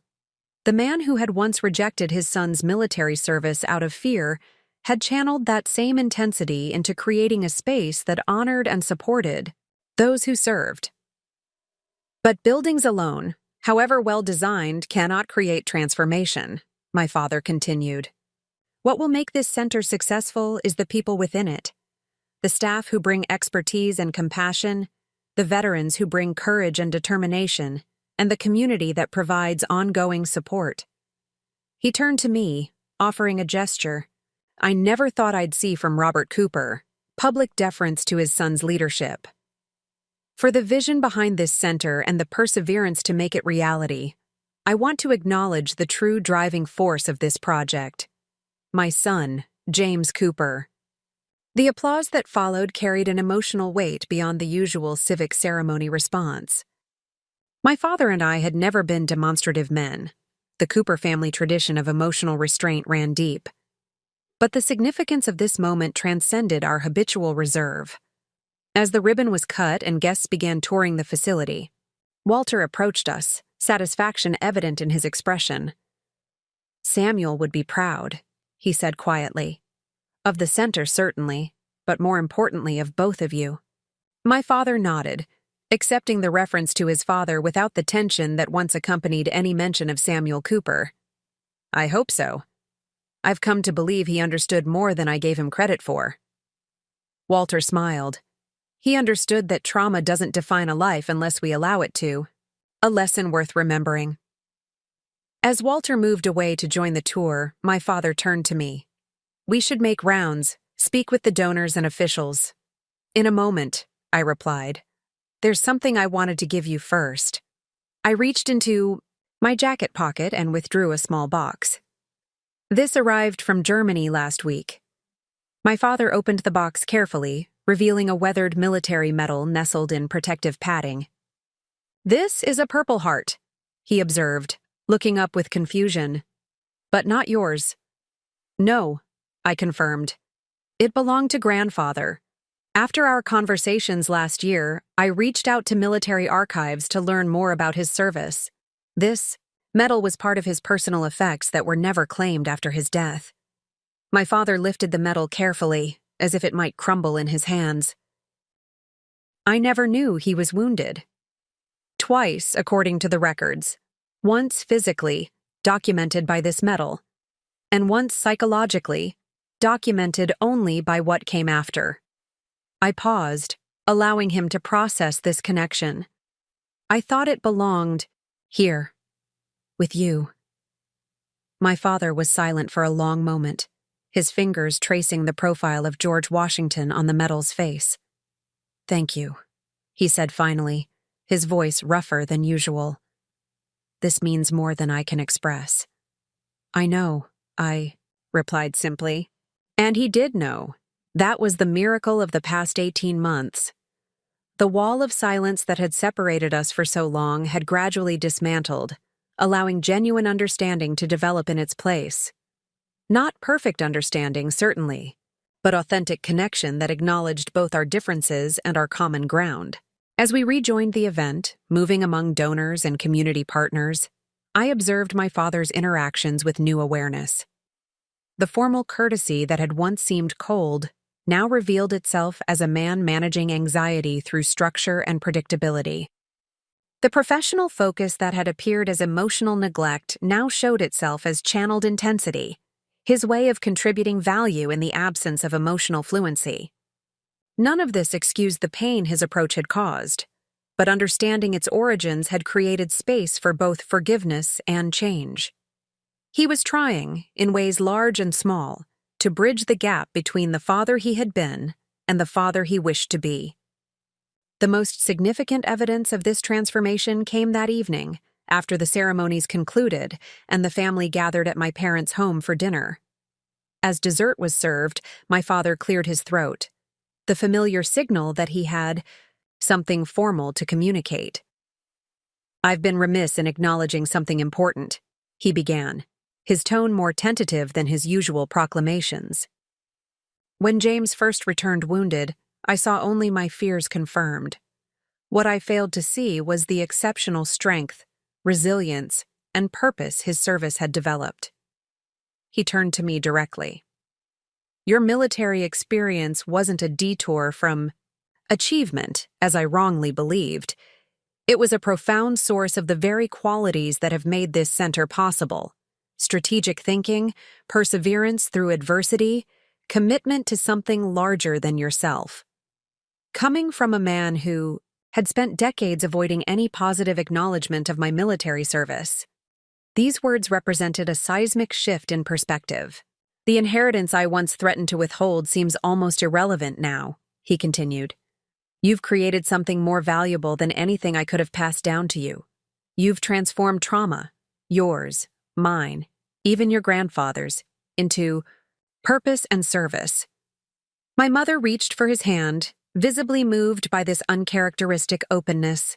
Michael raised his glass in silent agreement. "The greatest legacy isn't buildings or bank accounts," my father concluded. "It's the courage to break destructive patterns and create something healing in their place. By that measure, you've already established a legacy that exceeds anything I've built in my lifetime." The formal language couldn't disguise the emotional significance of his statement. Robert Cooper, architectural titan, pillar of the community, and emotionally guarded patriarch, was publicly acknowledging that his son's path, so different from the one he had envisioned, held value he had failed to recognize. Later that evening, as guests departed and family dispersed, I found myself alone on the back porch with Walter. The family lawyer, who had become something of a moral compass throughout this journey, sat beside me, both of us watching the moonlight on the garden my mother had tended for decades. "When you first returned home," Walter reflected, "did you imagine this outcome was possible?" "Not remotely," I admitted. "I was preparing for battle, not reconciliation." Walter nodded thoughtfully. "The most meaningful transformations often begin as confrontations. Truth before healing, always." "You orchestrated quite an intervention," I observed. "Giving me those documents was a significant ethical risk for you." "Sometimes the greater ethical risk is in perpetuating destructive patterns through silence," he replied. "Besides, I made a promise to your grandfather before he died." This was new information. "What kind of promise?" Walter smiled slightly.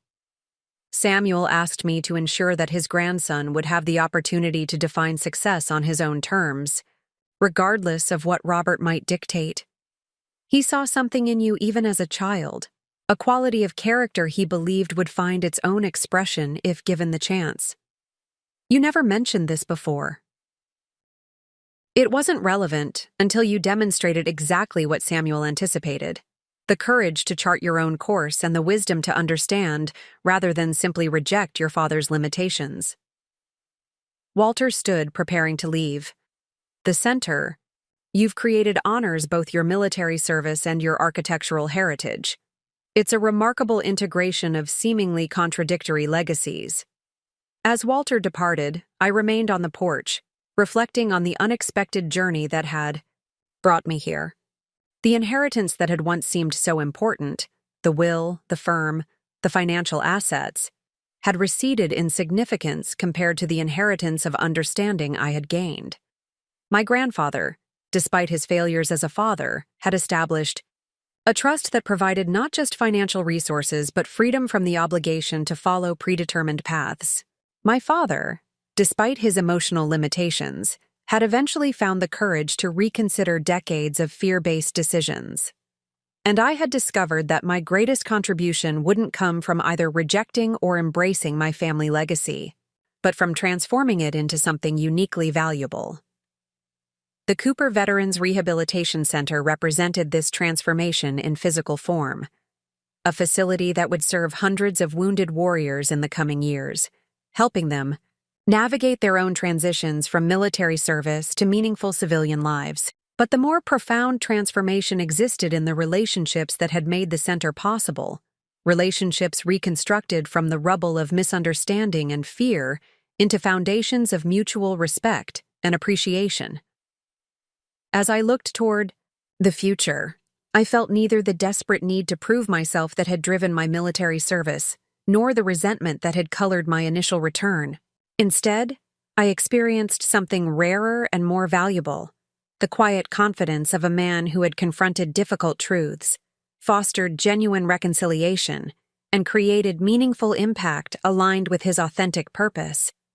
The inheritance my father had once threatened to withhold had been replaced by something far more valuable: the legacy of transformation that would benefit generations of veterans while healing the wounds of generations past. Sometimes, I reflected, what appears to be rejection becomes the catalyst for discovering one's true path and purpose. For veterans returning from service, for families struggling with unspoken fears, for individuals navigating the complex terrain of intergenerational trauma, the center would stand as evidence that healing is possible, that reconciliation can emerge from confrontation, and that the most meaningful inheritance is the courage to transform pain into purpose. 3 years after the Cooper Veterans Rehabilitation Center opened its doors, I stood at the edge of the expanded campus, watching construction crews complete the final phase of our ambitious growth plan. What had begun as a single facility had evolved into a comprehensive campus, serving over 500 veterans annually, with a waiting list that demonstrated both the need for our services and the effectiveness of our approach. The morning sun glinted off the glass facade of our newest building, a research and innovation center where veterans with engineering and technical backgrounds could develop adaptive technologies for those with disabilities. The structure embodied the evolution of my partnership with my father, his architectural expertise providing the foundation, while my understanding of veteran needs shaped the purpose. "Impressive progress," observed a voice behind me. I turned to find General Harriman, the former Marine Corps commandant who had recently joined our advisory board. His presence lent considerable credibility to our program, opening doors with military leadership and government agencies that might otherwise have remained closed. "Thank you, sir. We're on schedule to begin operations in the new facility next month." The general nodded approvingly. "I've reviewed the outcomes data from your first 2 years. The employment placement rates alone would be remarkable, but the psychological health improvements are what truly set this program apart."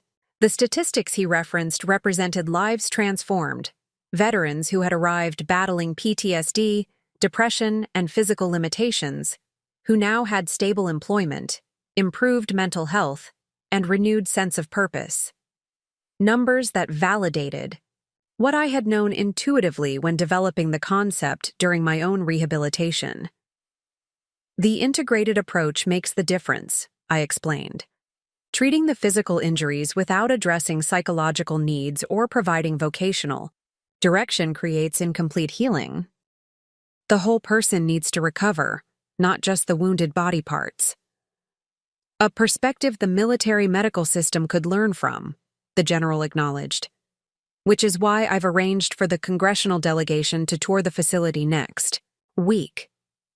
The Appropriations Committee is considering funding similar centers near major military installations. This possibility, that our model might be replicated nationally, represented an impact far beyond what I had initially envisioned. The prospect both excited and humbled me, knowing how many veterans could benefit from such expansion. "We'll be ready for them," I assured him. "My father is finalizing the presentation materials now." As the general departed for his next meeting, I continued my morning walkthrough of the campus, greeting staff and veterans alike. Many of the faces had become familiar over the years, professionals who had found meaning in our mission, veterans who had progressed from participants to mentors or employees. In the physical therapy wing, I paused to watch a session led by Dr. Martina Chen, our Director of Rehabilitation Services. Her patient, a young Army sergeant who had lost his right leg above the knee in Syria, was attempting his first steps with a new prosthetic design developed in our innovation lab. "Looking good, Sergeant Willis," I called encouragingly as he cautiously navigated between parallel bars. He grinned through his concentration. "Beats the standard issue VA model by miles, sir. Your engineers know their stuff." Dr. Chen offered a professional nod of greeting while maintaining focus on her patient. The movement sensors in this prototype are responding exceptionally well to muscle impulses. With continued calibration and practice, Sergeant Willis should achieve near-natural gait patterns. This seamless integration of cutting-edge technology with personalized rehabilitation exemplified our center's approach, innovation driven by direct understanding of veteran needs, implemented with meticulous professional expertise. The prosthetic Sergeant Willis was testing had been conceptualized by a former Army engineer who had lost his own leg in Iraq, designed by our biomedical team, and manufactured in our on-site fabrication facility. A complete cycle of veteran-centered problem-solving. As I continued through the campus, I passed the Vocational Training Center, where classrooms and workshop spaces buzzed with activity. Through large windows, I could see veterans engaged in everything from software development to culinary arts, building skills that would translate directly to civilian employment opportunities. My path took me finally to the administrative building, where my father was reviewing architectural renderings with our facilities director. At 71, Robert Cooper remained actively involved in the center's development, though he had officially retired from Cooper Designs 2 years earlier, leaving Michael to lead the firm into its next chapter. "James," he greeted me, looking up from the blueprints. "Perfect timing. We've been discussing modifications to the family housing units based on the feedback from last quarter's participants. The family housing component had been his suggestion. Apartments, where veterans with spouses and children could live during extended rehabilitation periods, maintaining family connections that research had shown dramatically improved recovery outcomes. The integration of family support had become one of our program's most distinctive and successful elements. "What adjustments are you considering?" I asked, joining them at the conference table. My father indicated several modifications on the BAE renderings. More flexible space configurations to accommodate different family sizes. Enhanced soundproofing between units for veterans with noise sensitivity. And expanded communal areas to foster interaction between families experiencing similar challenges. His attention to these details revealed how far he had come in understanding the psychological dimensions of rehabilitation. The architect, who had once focused primarily on aesthetic impact and structural innovation, now spoke knowledgeably about trauma-informed design principles and the environmental factors that supported psychological recovery. After the meeting concluded, My father and I walked together toward the waterfront path that connected the various campus buildings. These daily walks had become our ritual, time to discuss operational matters that gradually evolved into deeper conversations about family, purpose, and legacy. "The congressional visit is significant," he observed as we followed the path alongside the Chesapeake. "National expansion would amplify the impact dramatically." "If they maintain the integrity of the model," I cautioned. "I'm concerned about bureaucratic compromise diluting the integrated approach." My father nodded thoughtfully. "A valid concern, which is why your leadership in the expansion process would be essential." "My leadership?" I questioned. "I can't possibly oversee multiple facilities across the country." "Not directly managing them," he clarified, "but establishing the framework, training the leadership teams, ensuring the philosophical foundation remains intact. The Cooper methodology, if you will." The concept of a Cooper methodology carried a certain irony. The family name that had once represented architectural prestige, now potentially becoming associated with veteran rehabilitation. A transformation of legacy neither of us could have imagined during our years of estrangement. "I've been considering our future direction," my father continued as we reached a bench overlooking the bay. Though he no longer required rest during our walks, he had developed an appreciation for moments of contemplative pause, both for the center and for our family resources. Something in his tone suggested this was more than casual conversation. "What specifically are you thinking about?" "The Cooper Foundation," he replied. "Currently, it primarily supports the center's operations and expansion. But with the possibility of government funding, we might redirect some resources toward research initiatives, policy development, or specialized programs that wouldn't qualify for federal support." The Cooper Foundation had been established as part of my father's revised estate planning, initially focused on supporting the rehabilitation center. Its endowment had grown significantly as other wealthy families with military connections had contributed, impressed by our results. "That makes sense," I agreed. "We've identified several promising areas that need dedicated research funding, particularly around traumatic brain injury rehabilitation and the intersection of physical and psychological treatment protocols." "I've already discussed preliminary options with Walter," my father added. "He's drafting revised foundation guidelines that would maintain our core mission while allowing greater flexibility in how we advance it." Walter Harrington, though semi-retired himself, remained our trusted advisor and had become something of a grandfather figure to me, the wise elder whose intervention had transformed both my relationship with my father and my professional path. "There's another matter I've been meaning to discuss," my father said, his tone shifting slightly, more personal in nature. I turned to face him directly, recognizing the subtle signals of emotional significance, the slight stiffening of his posture, the measured, careful breathing.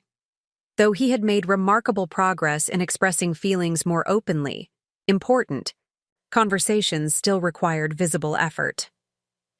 "I've been working with a writer," he continued, "documenting the story of our family across 3 generations, Samuel's military service and subsequent struggles, my response to that legacy, your service and our conflict, and ultimately the creation of this center." This revelation surprised me completely. My father had always been intensely private about family matters, particularly the painful aspects of his relationship with his father and with me. "A memoir?" I asked, trying to process this unexpected development. "Not exactly," he clarified. "More a case study in intergenerational trauma and healing, anonymized in certain respects, but authentic in its examination of how unresolved trauma can echo through generations, and how confronting truth can interrupt that cycle." I considered the implications of this project. "What prompted this, it seems, unlike you, to expose family history this way?" My father gazed out at the water, gathering his thoughts. "2 things, primarily. First, working with veterans here has helped me recognize how isolation perpetuates trauma. Sharing experiences, even painful ones, creates possibility for connection and healing. He paused, seeming to weigh his next words carefully. And second, I received a letter 6 months ago from Thomas Brecker's daughter. The name took me a moment to place. Thomas, your friend who enlisted in Vietnam while you refused the draft. He nodded. His daughter found my name while going through her father's effects. Apparently, he kept our correspondence until his death. She wrote asking to understand more about their relationship. What did you tell her? Everything, he said simply. About our friendship, my opposition to the war, his choice to serve, my guilt after his death. Writing that letter was transformative. It made me realize how many others might benefit from understanding how trauma moves through families and how it can be addressed. This willingness to share vulnerably, to transform private pain into public benefit, represented perhaps the most profound change in my father since our confrontation 3 years earlier. The man who had once hidden his fears behind disapproval and emotional distance now sought to make his struggles useful to others. I'd like you to review the manuscript, he added. Your perspective is essential to the authenticity of the narrative. And of course, nothing would be published without your approval. The trust implicit in this request, asking me to help shape the public telling of our family story, moved me deeply. I'd be honored, I replied simply. As we resumed our walk, I reflected on how profoundly our relationship had evolved. The father who had once cut me from his will now invited me to help articulate our shared legacy. The son who had once planned to escape family rejection now worked alongside his father to expand their collective impact. Later that afternoon, I met with our program directors to review participant outcomes from the previous quarter. The data continued to show remarkable success rates. Employment placement, 34% above national averages for wounded veterans. Housing, stability, 41% higher, and significantly reduced rates of depression, substance abuse, and suicidal ideation compared to traditional programs. The most striking finding, noted Dr. Eliza Washington, our research director, continues to be the correlation between family integration and sustainable recovery. Veterans whose families participate actively in the rehabilitation process show measurably better outcomes across all metrics, which validates our investment in the family housing and support services, I observed. Dr. Washington nodded. Exactly. And it raises important questions about conventional rehabilitation approaches that treat veterans in isolation from their support systems. As the meeting concluded, my phone buzzed with a text message from Michael. Dad told me about the book. Project. Bold move. How are you feeling about it? My relationship with my brother had also transformed in unexpected ways since my return. The initial awkwardness had given way to genuine collaboration, his management of Cooper Designs complementing my leadership of the Rehabilitation Center, creating a family legacy with dual impact in commercial architecture and veteran services. I texted back, surprised but supportive, might help other families facing similar challenges. His response came quickly. Agreed. The old Robert Cooper would never have considered such public vulnerability. You've changed him profoundly. The observation gave me pause. Had I changed my father, or had circumstances simply created space for him to change himself?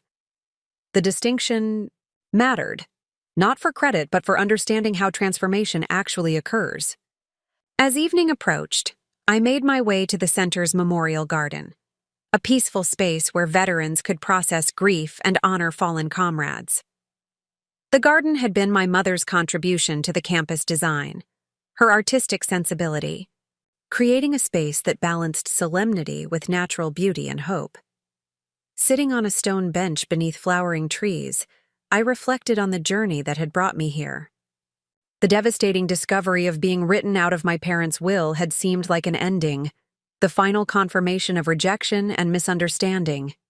Instead, it had become the catalyst for confrontation, truth, and ultimately healing that extended far beyond my personal relationship with my father. The inheritance that truly mattered had never been financial assets or architectural legacies. It was the courage to break destructive patterns, the wisdom to transform pain into purpose, and the vision to create systems that helped others do the same. By those measures, I had received an inheritance beyond measure, one that continued to multiply as it touched more lives with each passing year. 5 years after the Cooper Veterans Rehabilitation Center opened its doors, I found myself in an unexpected position, mentor to a young Marine lieutenant whose story eerily paralleled my own. Lieutenant Eric Danvers had arrived at our facility 3 months earlier, his right leg shattered by an IED in eastern Syria. His promising military career abruptly derailed, and his relationship with his father in tatters. "He hasn't returned a single one of my calls since I was injured," Eric confided during our weekly mentorship session. We sat in the center's rooftop garden, a peaceful oasis above the bustling campus where privacy fostered honest conversation. "Mother says he's processing, but I think he's just disappointed." The parallels to my own homecoming were uncanny. "Your father had specific expectations for your career path?" Eric nodded, absently massaging his healing leg. "Fourth generation, investment banker. The Danvers name is practically engraved on the boardroom door at Atlantic Financial. When I chose the Marines instead." He shrugged, the gesture conveying volumes about familial disappointment. "And now that you're wounded, he sees it as confirmation that you made the wrong choice," I suggested, recognizing the pattern all too well. "Exactly." Eric's expression darkened. "The last time we spoke, right after my first surgery in Germany, he actually said, 'I hope this has taught you something about consequences.' As if getting blown up was some kind of cosmic punishment for defying his plans. I considered my response carefully. Over the years, I had learned that my most valuable contribution to veterans like Eric wasn't sympathy or outrage on their behalf, but perspective that helped them navigate their unique challenges with agency rather than resentment. "Have you considered that his reaction might be driven by fear rather than disappointment?" I asked. Eric looked surprised. "Fear? My father doesn't do fear. Richard Danvers is about as emotionally accessible as a marble statue." I smiled at the description that could have applied equally well to my own father, not many years earlier.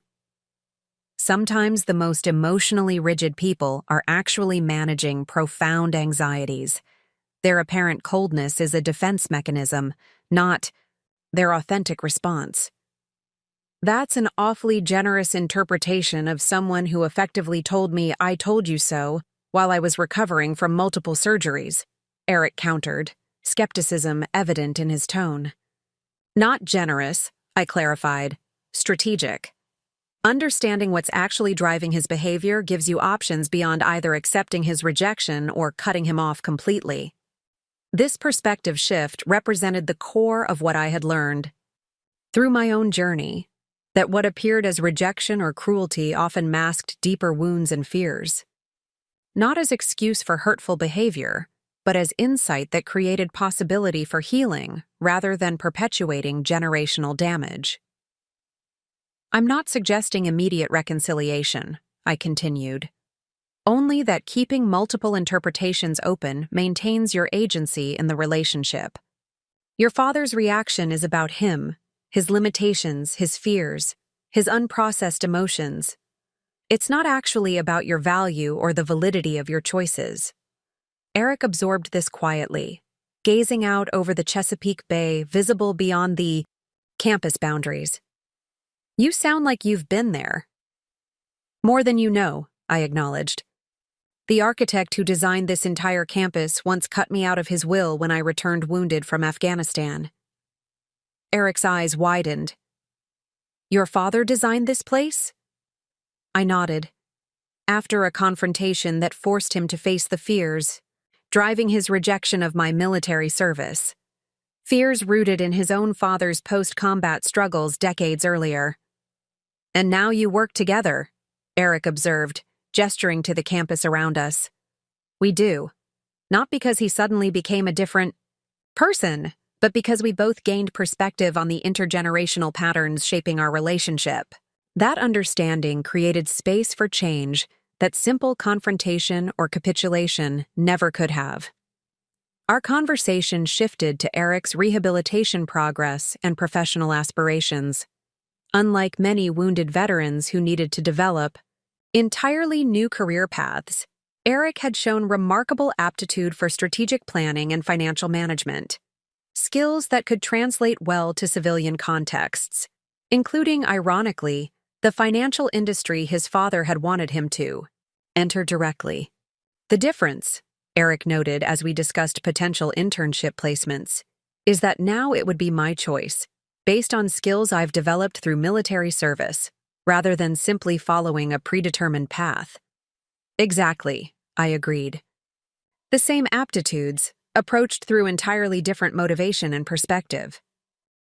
As our session concluded, Eric mentioned casually, "My father's company is opening a new division focused on veteran entrepreneurship funding.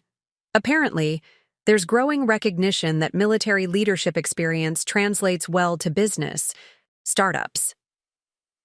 The subtle shift in his tone suggested this information carried emotional significance beyond the factual content. "Has he mentioned this to you directly?" I asked. Eric shook his head. "My mother told me. She thinks it's his way of, I don't know, reconciling his worlds or something, the banking dynasty and his Marine son." An interesting development, I observed neutrally, allowing Eric to form his own interpretation rather than imposing mine. "I'm not reading too much into it," Eric said firmly, though his expression suggested otherwise.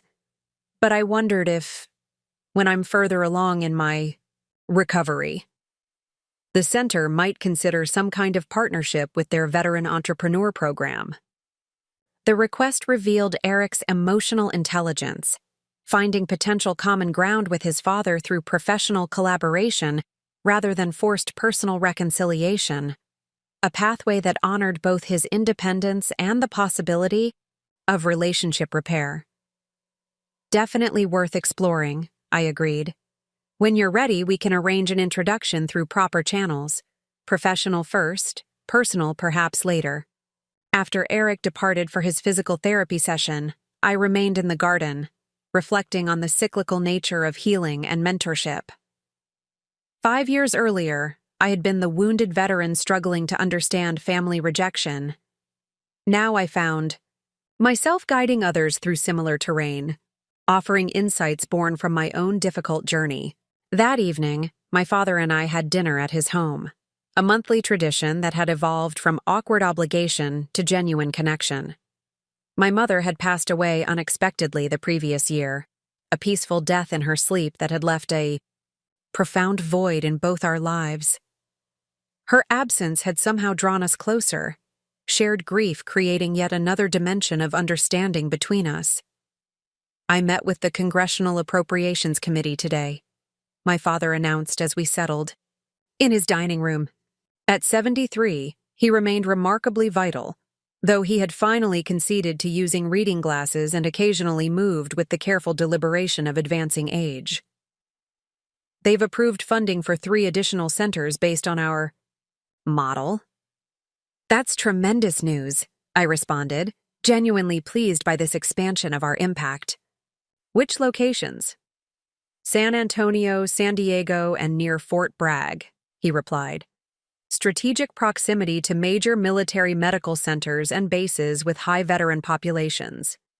The model maintains all key components?" He nodded, understanding my concern about programmatic integrity. "Full integration of physical rehabilitation, psychological services, family support, and vocational training. The architectural designs preserve the essential elements while adapting to local environments and needs." This national expansion represented the culmination of years of data collection, outcome documentation, and strategic advocacy. What had begun as a personal healing project had evolved into a model with potential to transform veteran care nationwide, a legacy neither of us had envisioned when we first cautiously collaborated on the original center. There's something else, my father continued, a subtle tension in his manner suggesting this topic carried more emotional weight than the funding announcement.